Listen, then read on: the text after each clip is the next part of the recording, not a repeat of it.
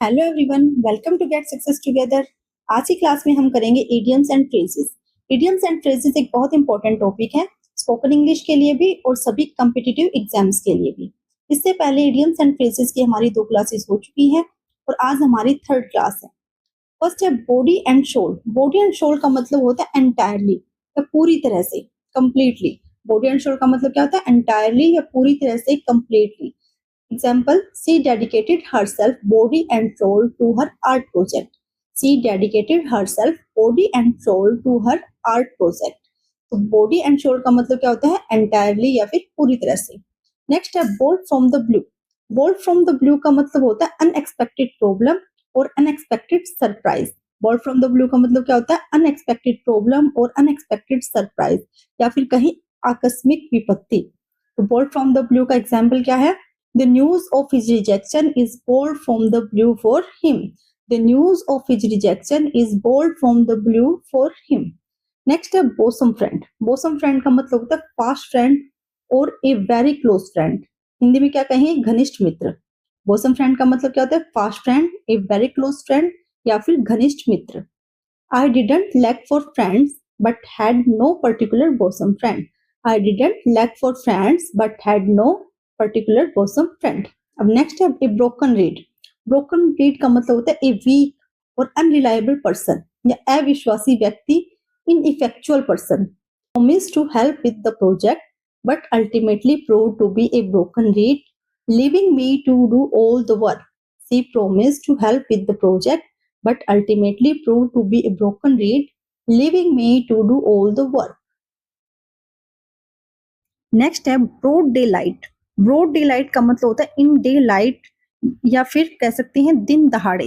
दिन दहाड़े या फिर इन डे लाइट, इसके लिए यूज करते हैं broad day light. When crime can not be hidden. Example क्या है? The bank robbery happened in broad day light in busy part of town. The bank robbery happened in broad day light in busy part of the town. Next है bull in the china shop. Bull in the china shop का मतलब होता है one who is out of place in a delicate situation, यानी कोई व्यक्ति या कोई वस्तु जो जगह की अनुकूल ना हो उसको क्या बोलते हैं? Bull in the china shop. जैसे कि चाइना शॉप पे अगर बुल खड़ा है तो क्या लगेगा? आउट ऑफ प्लेस लगेगा। तो इसीलिए bull in the china shop का मतलब क्या होता है? कोई व्यक्ति या वस्तु जो जगह की अनुकूल ना हो। नेक्स्ट है burn a hole in the pocket.